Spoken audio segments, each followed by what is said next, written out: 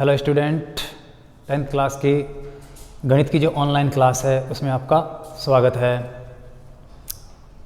गणित के अंदर त्रिकोणमिति के बारे में आपको बता रहे थे। त्रिकोणमिति की जो सरसमीकाएँ हैं, सरसमीकाओं से संबंधित जो क्वेश्चन है उनको किस प्रकार से सिद्ध किया जाता है, ये आपको कल मैंने बताया था। बोर्ड 2013 वाला एक क्वेश्चन लेकर जो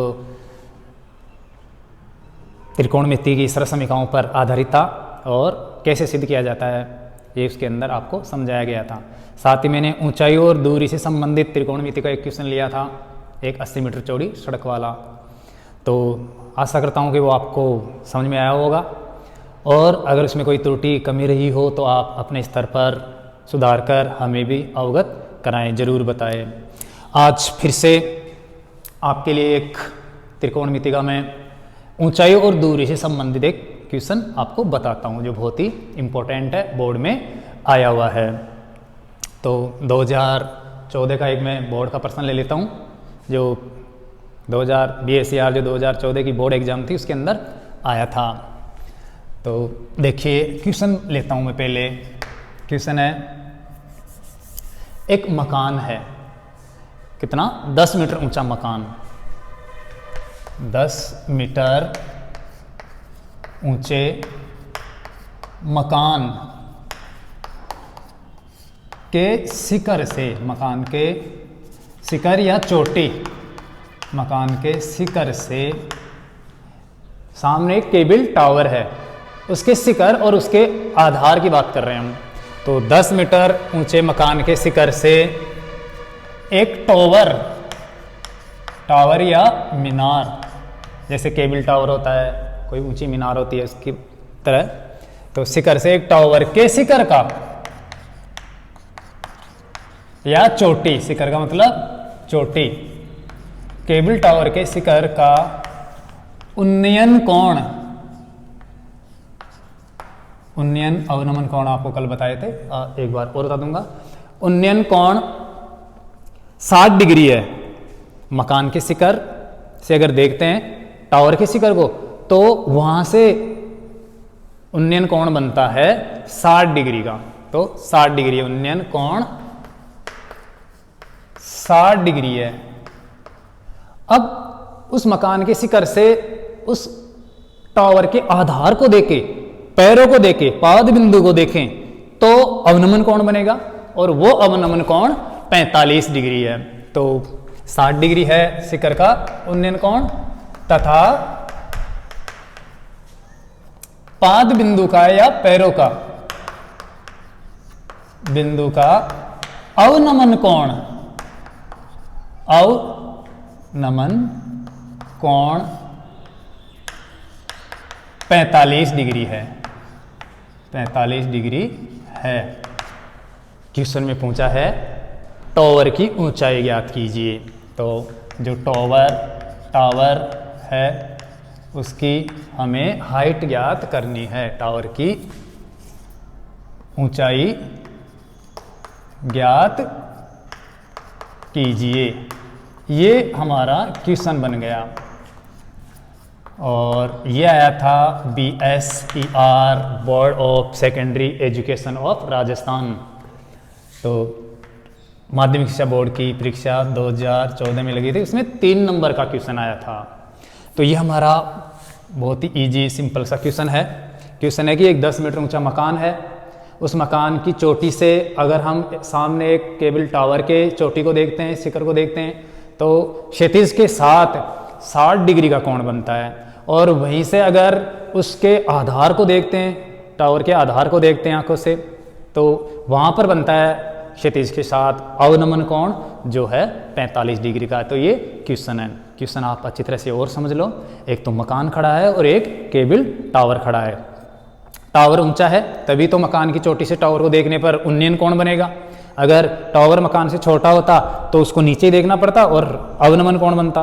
तो यहाँ पर उन्नयन और अवनमन कोण दोनों बन रहे हैं, इसका मतलब टावर मकान से ऊंचा है, जिससे ऊंचाई पर देखेंगे तभी उन्नति करता हुआ कोण बनेगा, जिसे हम उन्नयन कोण कहते हैं। तो यहाँ पर शिखर से उन्नयन कोण 60 डिग्री का बनता है। नीचे आधार को देखते हैं, पाद बिंदु को देखते हैं, पैरों को देखते हैं, तो वो 45 डिग्री का अवनमन कोण बनता है। और टावर की हमें ऊंचाई ज्ञात करनी है, तो इसको हल करते हैं।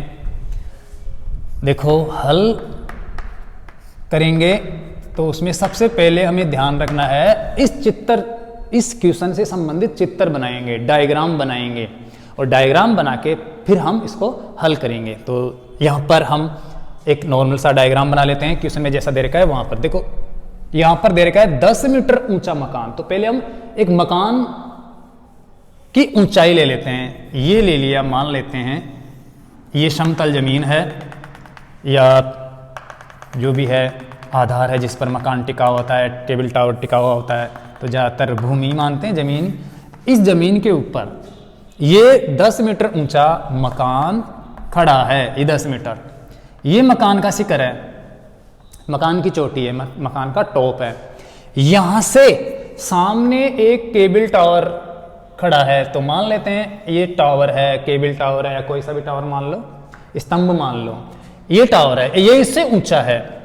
अब यहां से देखने पर कौन बन रहे हैं, प्रश्न में कहा है मकान के शिखर से, चोटी से, टॉप से, यहां से इस शिखर को देखते हैं तो ये कौन बन गया। अब देखो कौन कहां बनेगा, क्षैतिज के साथ बनता है। यहां पर आंख है एक प्रकार से, ये आंख है,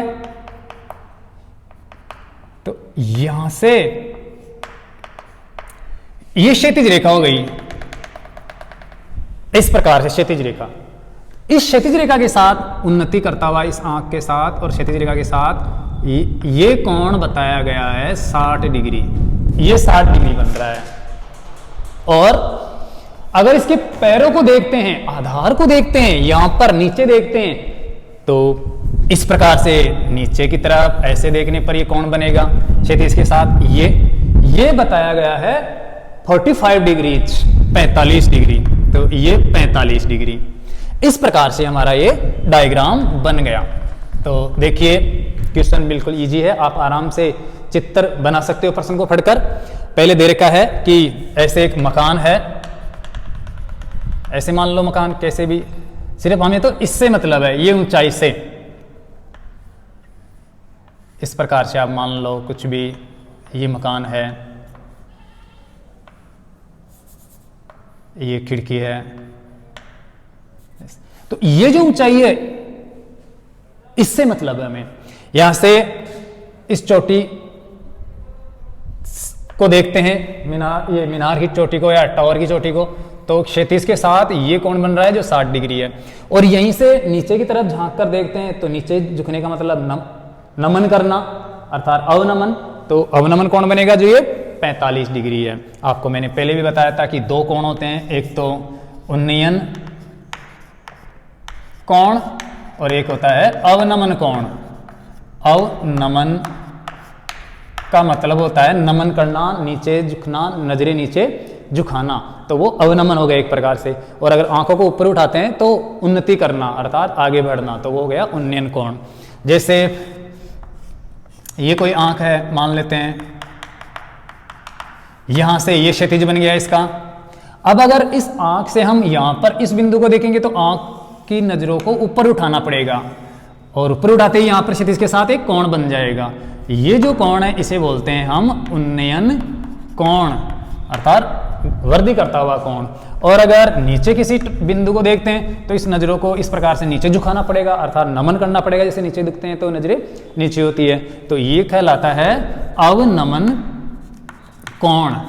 ये अवनमन कोण हो गया। तो इस प्रकार से यहाँ पर भी हम यही चित्र बनाएंगे, एक उन्नयन का ऊपर गति करता हुआ, एक नीचे की तरफ। तो ये दो कोण इस प्रकार से आपको बना लेना है, यहाँ पर अवनमन और ये उन्नयन कोण है।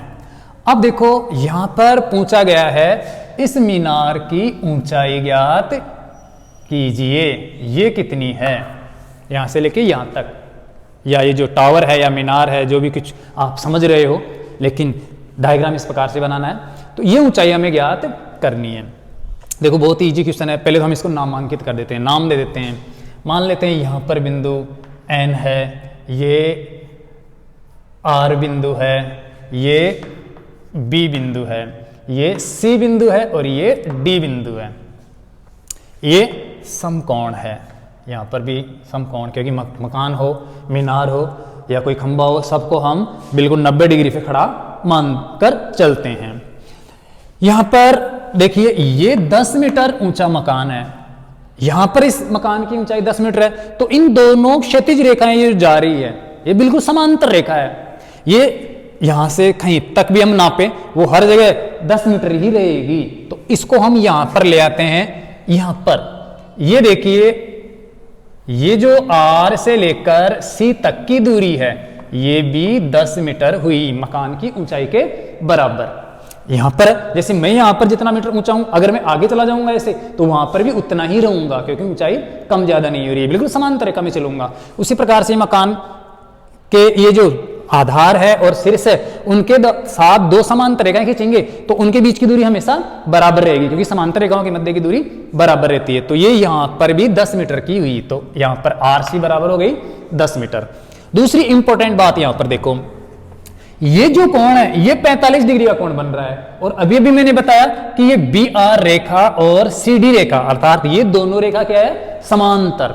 और समांतर रेखाओं को जब कोई तिर्यक रेखा काटती है, जैसे यहां पर ये BC रेखा तिर्यक रेखा हो गई, ये दोनों समांतर रेखा हो गई, इन दोनों समांतर रेखाओं को ये तिर्यक रेखा काटती है, तो ये कोण और ये कोण एकांतर कोण कहलाते हैं, एक ही अंतर से बने कोण कहलाते हैं, और ये एकांतर कोण हमेशा बराबर होते हैं। तो बहुत इजी क्वेश्चन हुआ, ये कोण आया इसके बराबर, क्योंकि ये कोण और ये कोण एकांतर कोण कहलाता है, जो पहले भी कक्षाओं में बहुत समझाया हुआ है।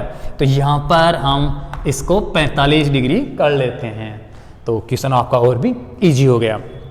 अब देखिए ये 45, ये 45, तो ये जो त्रिभुज BDC है, ये BDC जो त्रिभुज है इसके अंदर आपको एक कोण मिल गया 45 डिग्री का, साथ ही साथ लंबवत रेखा दी हुई है, क्योंकि ये कोण है तो इसके सामने वाली भुजा ये लंब रेखा कहलाएगी या ये लंब बन जाएगा। अब बचा हाँ ये आधार, ये आधार हम ज्ञात करेंगे, और ये आधार जितना है उतना ही देखो BR समांतर रेखाओं को, ये रेखा भी तो लंबवत काट रही है ना, तो दोनों के बीच की दूरी बराबर होगी, तो ये BR और ये जो CD या DC रेखा है ये आपस में बराबर होगी। अब हमें ये DC रेखा का पता करना है कि ये कितना माप है। अगर हम ये ज्ञात कर लेते हैं तो फिर BR रेखा भी आ जाएगी, क्योंकि दोनों के बीच की दूरी बिल्कुल सेम टू सेम है, बराबर है। और जब ये आ जाएगी तो हम ऊपर वाले इस त्रिभुज के अंदर पहुंच जाएंगे। ये जो त्रिभुज है आपका जो NRB ऊपर, इसके अंदर हम एंटर कर जाएंगे और इसके अंदर हमें NR का मान मिल जाएगा। तो ध्यान दो, यहां पर आपके पास दो तरीके हैं इस माप को ज्ञात करने के, जो दोनों ही बिल्कुल इजी है। यहां पर एक तो बिल्कुल सीधा सरल सही आपके पास तरीका है कि ये कोण 45 डिग्री का है और ये आपको पता है 90 डिग्री है, हमेशा ये 90 रहता है, लंबवत रेखा खड़ी है तो 90 डिग्री का कोण बनेगा।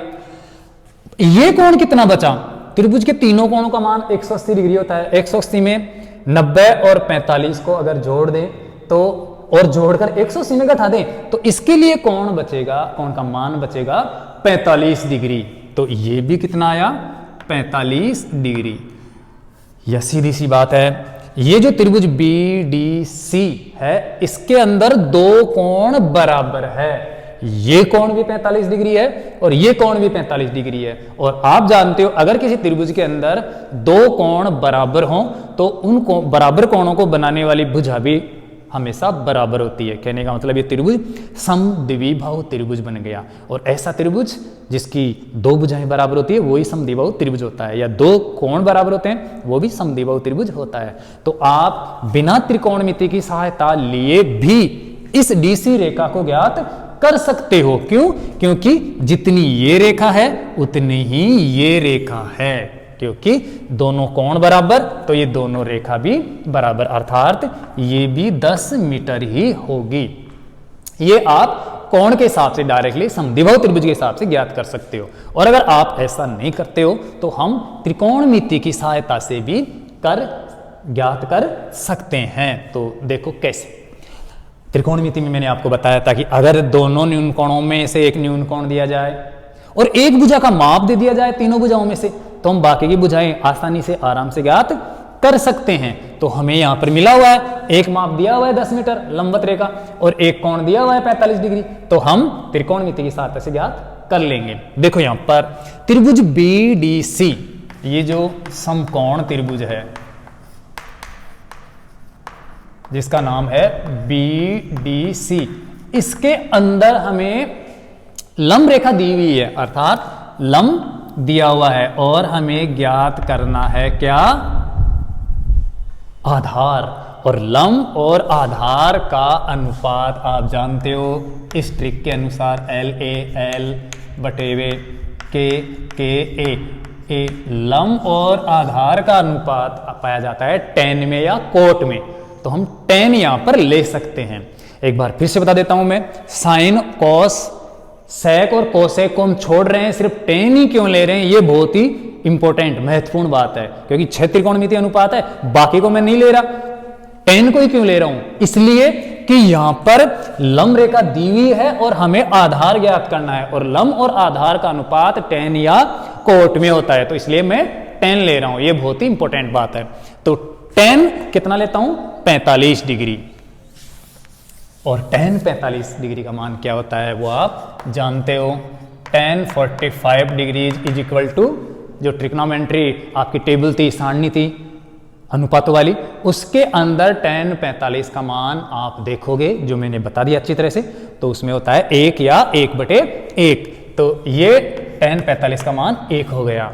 अब हम tan का अनुपात रखते हैं और भुजाओं का नाम लिखते हैं। tan का मतलब होता है लंब बटेवे आधार, लंब यहां पर चित्र अनुसार क्या है, BD, तो ये BD अनुपात आधार क्या है, CD, ये CD बराबर 1/1 अब हम BD और इनका माप रखते हैं। BD का मतलब ये लंब रेखा कितनी दी हुई है, मकान की ऊंचाई जो 10 मीटर दी हुई थी, तो ये 10 मीटर बटेवे CD जो यहां पर हमें ज्ञात करनी है, ये है 1/1 के अनुपात के बराबर। इसको हम वज्र गुणा करेंगे या CD को इधर ले जाएंगे तो बटेवे से इधर आकर भाग से आकर गुणा हो जाएगी, तो CD एकम CD बराबर 10 मीटर एकम 10 मीटर, तो ये नीचे वाले आधार का माप आ गया, ये 10 मीटर आ गया। अब जब ये 10 मीटर आ गया तो यहां पर CD और BR बराबर है, CD बराबर BR है, चूंकि CD बराबर BR है, ये दोनों रेखा समांतर है तो दोनों की बीच की दूरी बराबर होगी। दो अगर खंबे खड़े हो तो उनके बीच की दूरी हर जगह बराबर रहेगी। जैसे मकान की दोनों दीवारें खड़ी हैं तो आप चाहे फर्श में से बीच की दूरी मापो या फिर छत में से, छत के बराबर मापो, आप दोनों की दूरी बराबर होगी।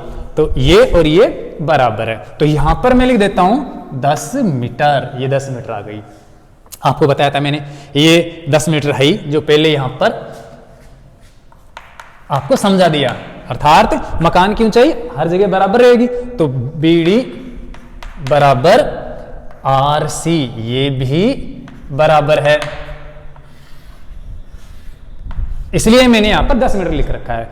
अब हम ये 10 मीटर ज्ञात करके इसकी सहायता से ये बताने के बाद आ गए इस समकोण त्रिभुज के अंदर। यहां पर देखो ये समकोण त्रिभुज जो है NRB, इसके अंदर हमें NR ज्ञात करना है। अगर हम ये ज्ञात कर लेते हैं तो 10 मीटर नीचे से और ये दोनों जोड़ देते ही जो टॉवर है उसकी पूरी ऊंचाई आ जाएगी। तो ऐसा नहीं करना है कि ये माप निकाल कर ही छोड़ दें, हमें 10 मीटर जोड़ना भी है, तभी ये पूरी ऊंचाई आएगी, जो मान लेते हैं H है ये। तो एंटर कर गए हम त्रिभुज NRB के अंदर, और इसके अंदर अब आपको ध्यान देना है तीनों भुजाओं में कौन सी भुजा दी हुई है और कौन सी भुजा हमें ज्ञात करनी है, हमें उनका अनुपात जोड़ना है। तो देखो कौन सी भुजा दी हुई है यह हमने ज्ञात कर ली, आधार हमने ज्ञात कर लिया, आधार अभी 10 मीटर निकाला है, और इस कोण के सामने वाली भुजा ये लंब है, ये हमें ज्ञात करना है। तो लंब और आधार का अनुपात हमें जोड़ना है, और लंब और आधार का अनुपात tan में या कोट में होता है। तो हम इस समकोण त्रिभुज के अंदर कोट ले लेते हैं, आपकी बार तो देखो समकोण त्रिभुज NRB जो मैंने छायांकित कर रखा है, ये इसके अंदर देखिए आप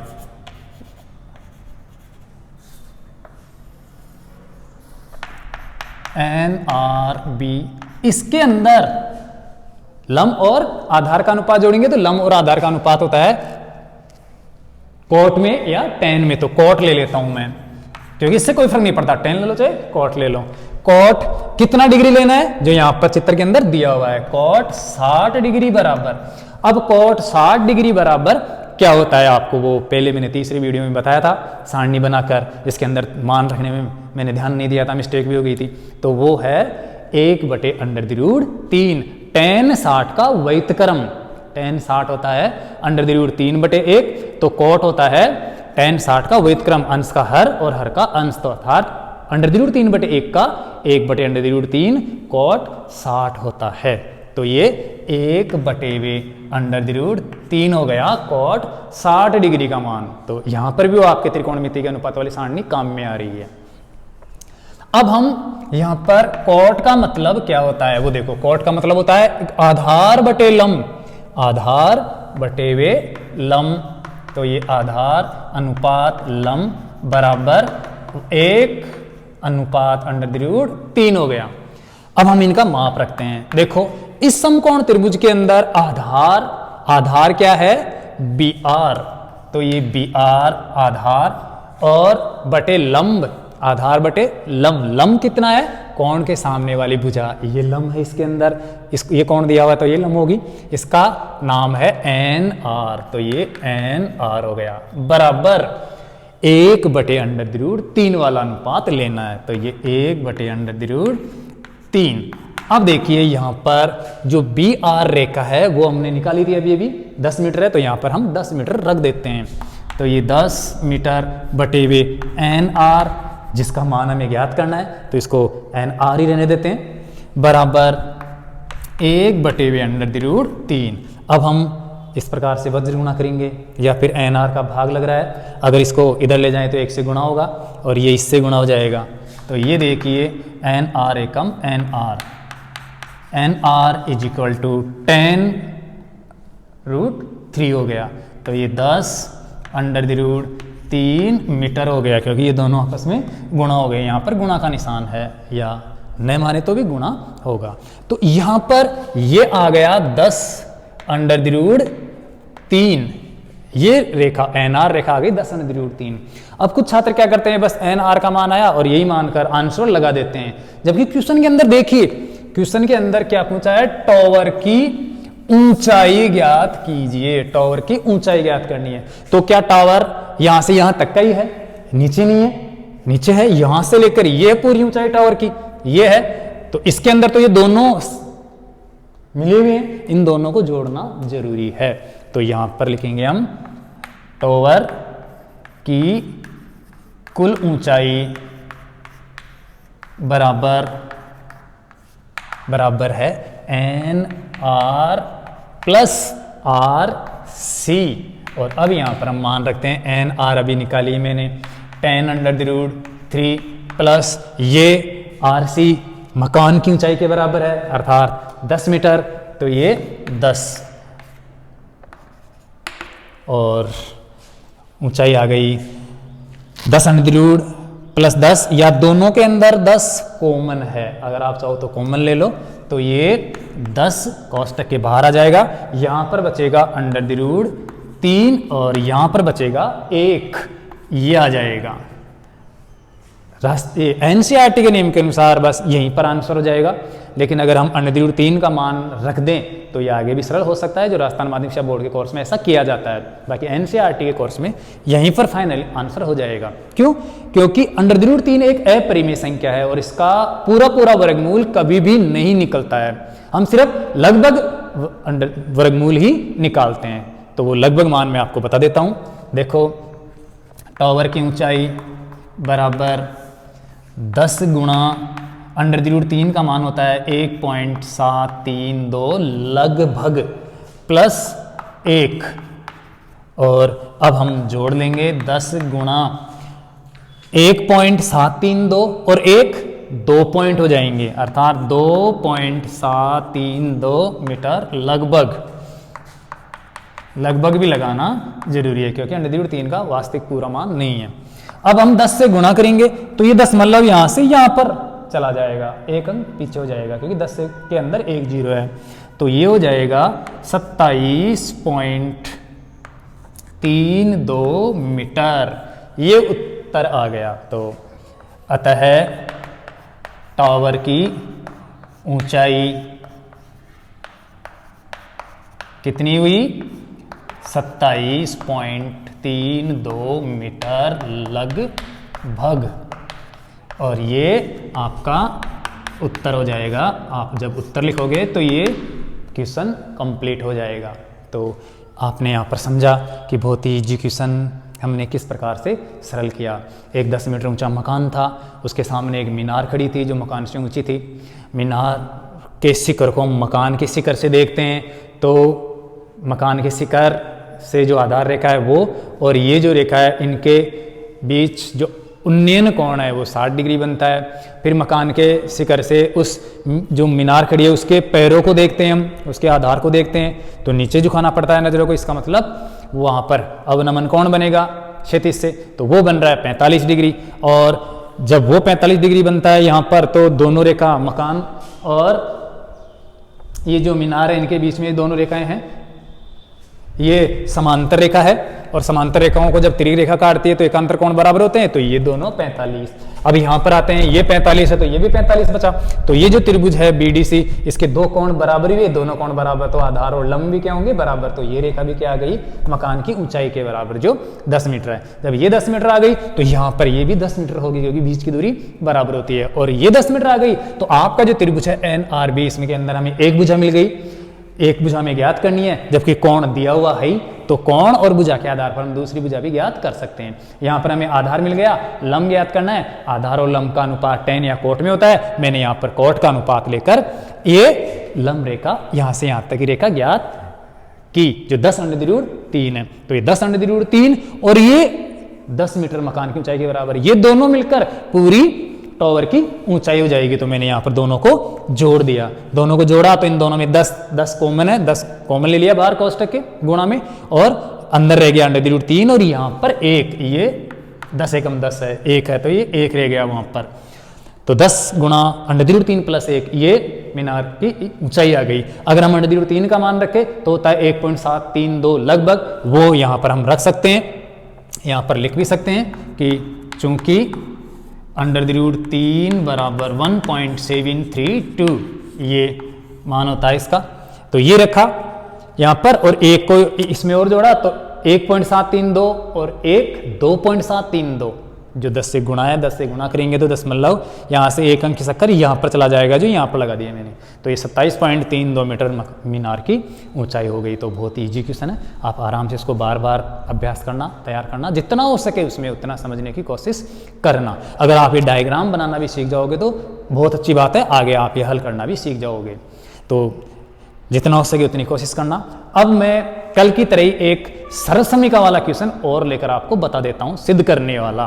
तो आप इस क्वेश्चन को उतार लेना और हल करना, स्क्रीनशॉट ले लेना और फिर देख देख के हल करना। अगर कोई मिस्टेक हो यहाँ पर तो कोई दिक्कत नहीं, आप आराम से हमें अवगत कराना, बताना और खुद भी उस त्रुटि को अपने स्तर पर सुधार कर सही ढंग से याद करना, क्योंकि गलती हो सकती है, गलती किसी के भी हो सकती है। ऐसा नहीं कि अध्यापक है वो गलती नहीं करेंगे, छात्र करेंगे, किसी से भी हो सकती है, वो कोई दिक्कत नहीं है। मेन पॉइंट होता है समझ में आना, कि आपके ये कितना समझ में आ रहा है। फिर मान तो हमेशा बदलते रहते हैं क्वेश्चनों के अंदर, कोई जरूरी थोड़ी कि यही मान आएगा, 60 डिग्री आएगा या 45 डिग्री आएगा, या मकान 10 मीटर ऊंचाई हो, 8 मीटर ऊंचा भी हो सकता है, 12 मीटर ऊंचा भी हो सकता है।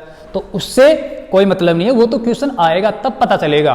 तो लेकिन मेन बात है क्वेश्चन समझ में आना चाहिए। बोर्ड में आएगा तो क्या पता किस प्रकार से माप उसमें दिए हुए होंगे, तो आपके लिए क्वेश्चन को समझना बहुत ही जरूरी है, तो वो आप ध्यान रखना। अब मैं इसको एक बार मिटा देता हूँ और दूसरा क्वेश्चन लेता हूँ जो बोर्ड 2015 में आया हुआ था। तो देखिए, सिद्ध करने वाला एक क्वेश्चन आया था बोर्ड के अंदर, और 2015 का नाम लेते ही कुछ छात्र समझ गए होंगे कि 2015 में त्रिकोणमिति का सिद्ध करने वाला क्वेश्चन गलत प्रिंट होने के कारण गलत छप गया था और गलत छपने के कारण छात्रों को उसमें बोनस अंक भी दिया गया था। तो उस क्वेश्चन को मैं लेकर आता हूँ। बहुत सारे छात्रों को उसका पता भी है, जो मैंने पहले भी बता दिया था 9th क्लास के अंदर। एक बार उसको और अच्छी तरह से मैं स्पष्ट कर देता हूँ। तो देखिए बोर्ड 2015 में क्वेश्चन आया था, जो गलत छपा था वो था 1 माइनस tan a बटे वे 1 माइनस cot a। समझ गए होंगे। बोर्ड में यहाँ पर जो नीचे कोट है वहाँ पर क्या छप गया था, प्लस की जगह, ये माइनस की जगह प्लस छप गया था। तो इस प्रकार से इसका होल स्क्वायर था, बराबर यहाँ पर था tan square a, tan square a। तो क्वेश्चन ले लेते हैं। सिद्ध कीजिए या दर्शाइए कि 1 माइनस tan a बटे वे 1 माइनस cot a का होल स्क्वायर बराबर tan स्क्वायर। जबकि बोर्ड में ये इस प्रकार से छप कर आया था 1 माइनस tan a बटे वे 1 प्लस cot a और इसका होल स्क्वायर बराबर tan स्क्वायर a था। तो यहाँ पर प्लस नहीं आएगा। अगर यहाँ पर प्लस आता है तो ये सिद्ध नहीं होता है, लेकिन मिस प्रिंटिंग के कारण ऐसा हो जाता है कभी कभी, हमेशा नहीं होता है। बहुत सालों में ऐसा कभी एक बार होता है। तो आपको ध्यान रखना, आपके पुराने बोर्ड के पेपरों के अंदर 2015 के अंदर यहाँ पर प्लस मिलेगा, तो आप इसको माइनस करके हल करना, जिससे कि आपको इसमें कोई दिक्कत नहीं हो। क्योंकि अगर आप यहाँ पर प्लस ले लोगे तो प्लस के हिसाब से तो आप इसको कभी सिद्ध नहीं कर पाओगे। तो चलो करते हैं इसको सिद्ध। एक बात मैं आपको और बता दूं, ये तो BSER 2015 में आया था, ऐसा आया था, ध्यान रखना, ऐसा नहीं, ये तो मैं सही करके आपको बता रहा हूं।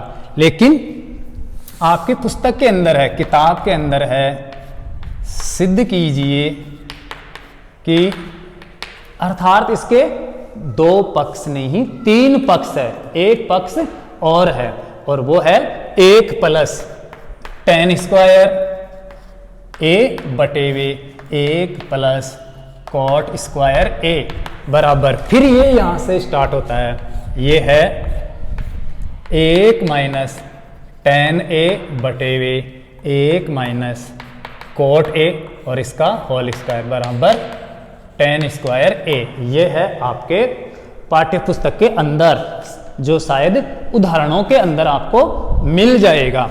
तो हम इसको ही सिद्ध कर देते हैं, जिसके अंदर ये भी आ जाएगा, क्योंकि ये तो यहां से ही शुरू हो रहा है। ये दोनों पक्ष, ये बोर्ड में तो ये दोनों पक्ष दिए थे जो गलत छपा था, तो हम तीनों को ले लेते हैं। तीनों पक्षों को किस प्रकार से सिद्ध करें ये आपको अच्छी तरह से समझ में आ जाएगा। तो यहां पर देखो 3 पक्ष है, इनका नाम है, एक तो इधर वाला पक्ष और एक इधर वाला, इसे बोलते हैं बाएं साइड वाले को लेफ्ट हैंड साइड, बायां पक्ष, और इधर वाले को बोलते हैं राइट हैंड साइड RHS, और जो बीच में बच गया वो मध्य पक्ष या MHS भी इसको कह सकते हैं। तो लेते हैं हम पहले LHS। LHS है 1 प्लस tan स्क्वायर a बटे वे 1 प्लस cot स्क्वायर a, ये ले लेते हैं और अब इसको सिद्ध करते हैं। आपके पास ऑप्शन है tan का और cot का मान बदलना। tan बराबर होता है sin बटे वे cos, sin बटे cos बराबर tan होता है, और अगर इसके मान का व्युत्क्रम क्रम कर दे तो वो cot का बन जाता है, जैसा हम सारणी के अंदर भी सीखे थे। तो cos बटे sin हो जाएगा cot का। तो यहाँ पर मैं निर्देश दे देता हूँ, चूंकि tan थीटा बराबर होता है sin थीटा बटे cos थीटा, और कॉट थीटा बराबर होता है कोस बटे साइन, कोस थीटा बटे साइन थीटा। तो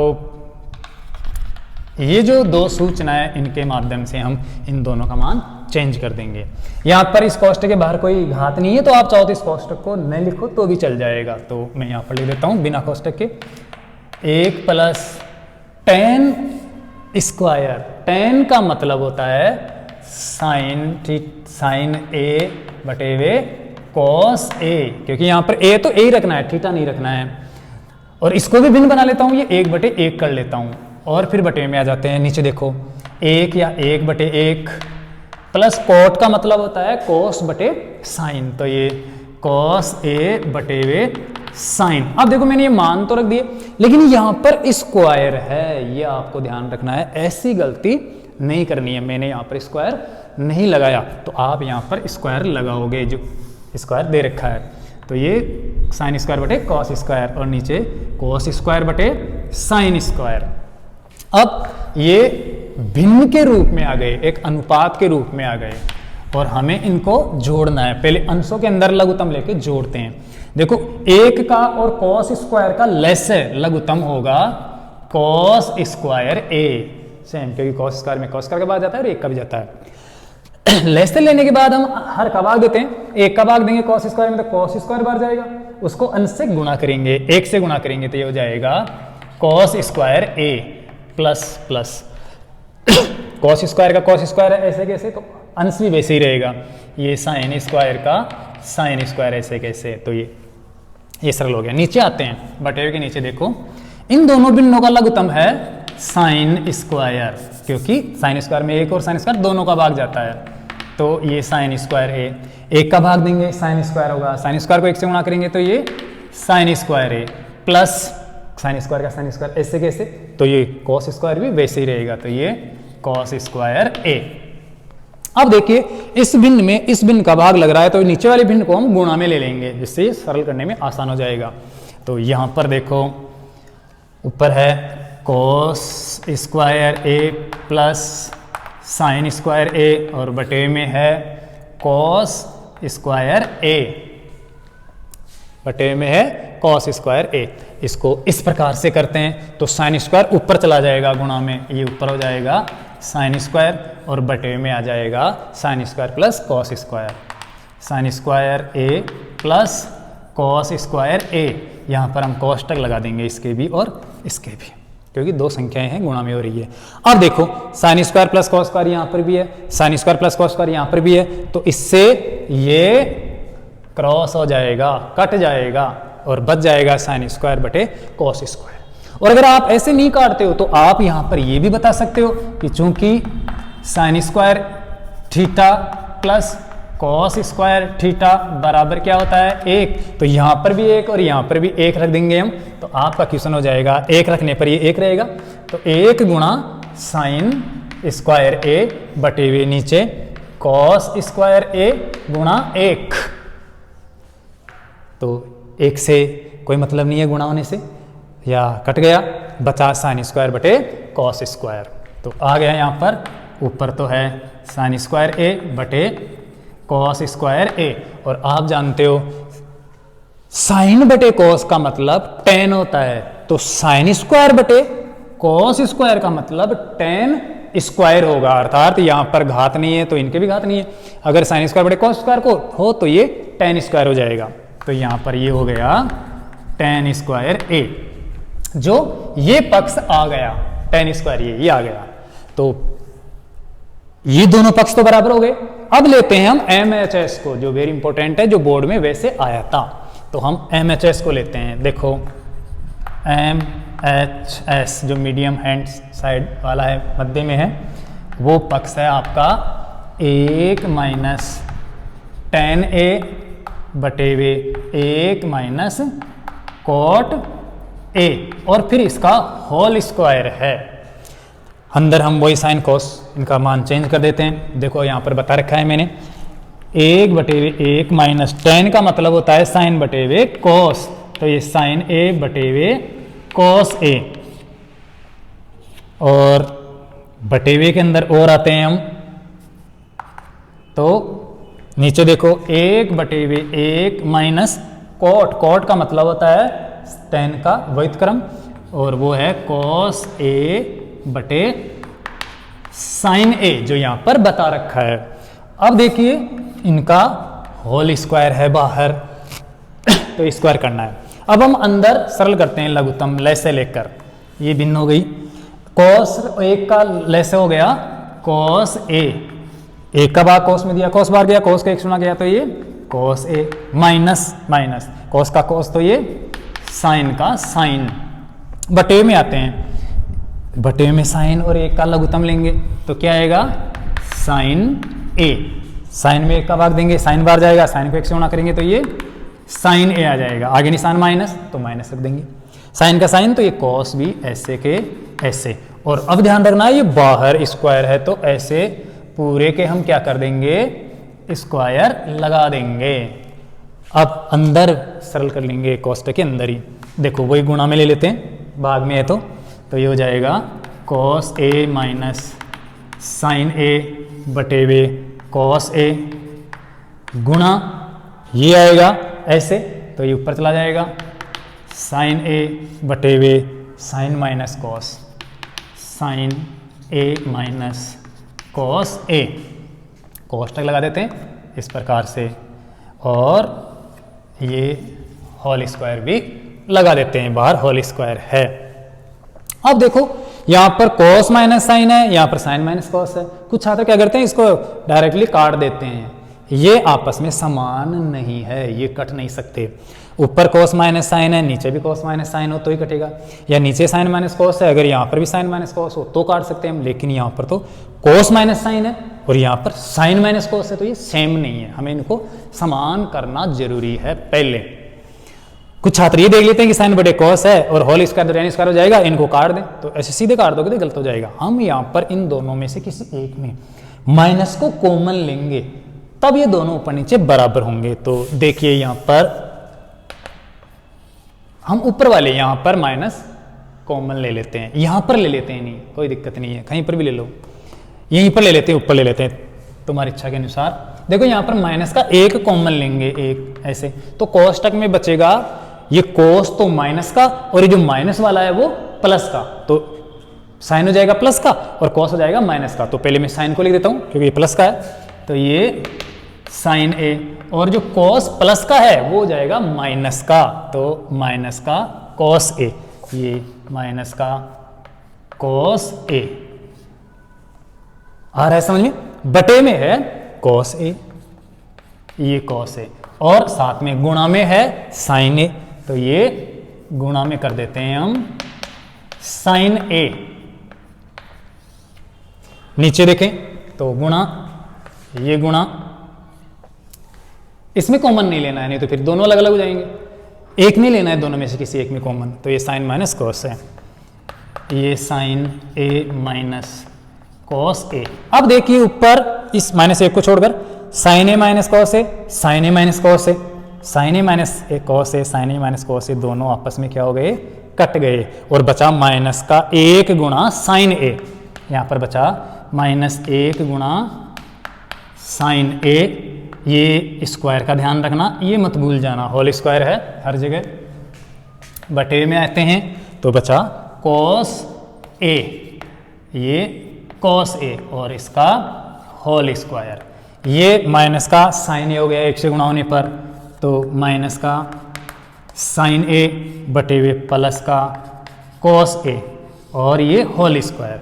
अब हम वर्ग करते हैं, माइनस sin A का वर्ग करेंगे, वर्ग कोई सी संख्या का करो, चाहे प्लस वाली चाहे माइनस वाली, हमेशा प्लस में मान आता है, पॉजिटिव मान आता है, तो यहाँ पर माइनस sin A का वर्ग होगा प्लस का sin स्क्वायर A, प्लस हो जाएगा ये, और बटे में हो जाएगा cos स्क्वायर A, और sin स्क्वायर बटे cos स्क्वायर का मतलब आप जानते हो tan स्क्वायर होता है, ये जो पक्ष आया था, तो यहाँ पर ये हो गया tan स्क्वायर A, तो दोनों पक्ष बराबर हो गए, इसका मतलब RHS बराबर भी LHS और MHS बराबर भी RHS, तो यहाँ पर कहता है LHS बराबर MHS बराबर राइट हैंड साइड RHS इति सिद्धम।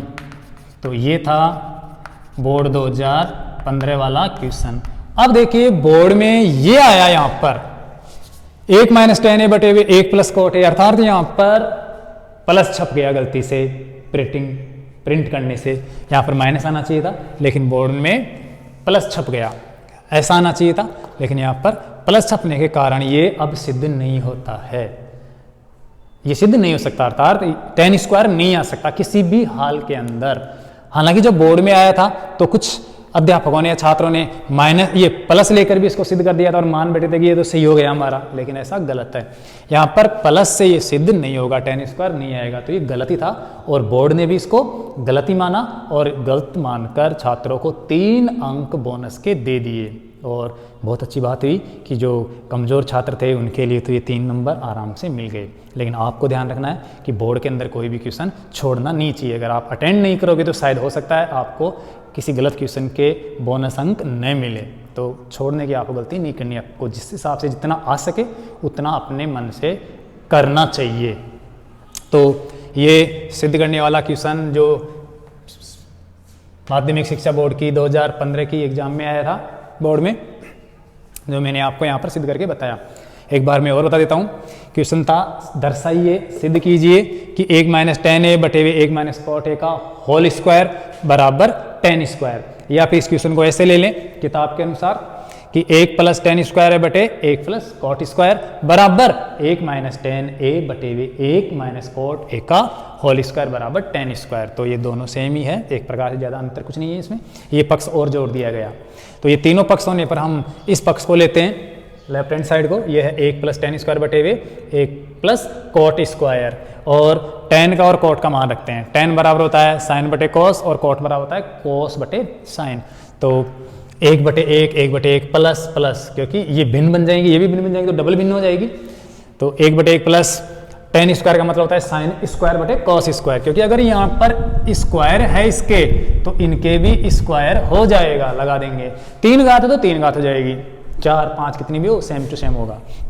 तो यहाँ पर sin स्क्वायर बटे cos स्क्वायर हो गया। नीचे आते हैं तो नीचे 1 + 1 या 1 बटे 1 प्लस cot स्क्वायर, cot का मतलब होता है cos बटे sin, tan का व्युत्क्रम, अंश हर और हर अंश बन जाए वो, तो ये cos बटे sin होता है और इसके स्क्वायर है तो cos स्क्वायर बटे sin स्क्वायर हो गया। अब ऊपर अंश में जो दो भिन्न है इनका लघुत्तम लेते हैं तो इनका लघुत्तम आएगा cos स्क्वायर। cos स्क्वायर में 1 का भाग देंगे तो cos स्क्वायर बाहर जाएगा, cos स्क्वायर को अंश 1 से गुणा करेंगे तो cos स्क्वायर एकम cos स्क्वायर, प्लस है प्लस लगा दिया। cos स्क्वायर ऐसे कैसे है तो sin स्क्वायर भी ऐसे कैसे रह जाएगा।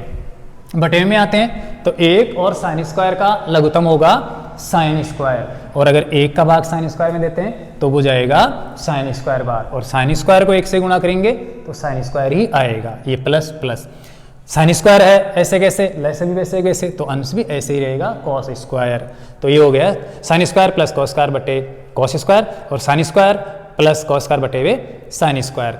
इस भिन्न में इस भिन्न का भाग देंगे तो ये गुणा में आ जाएगी, उल्टी हो जाएगी, sin स्क्वायर ऊपर चला जाएगा और sin square plus cos square नीचे आ जाएगा।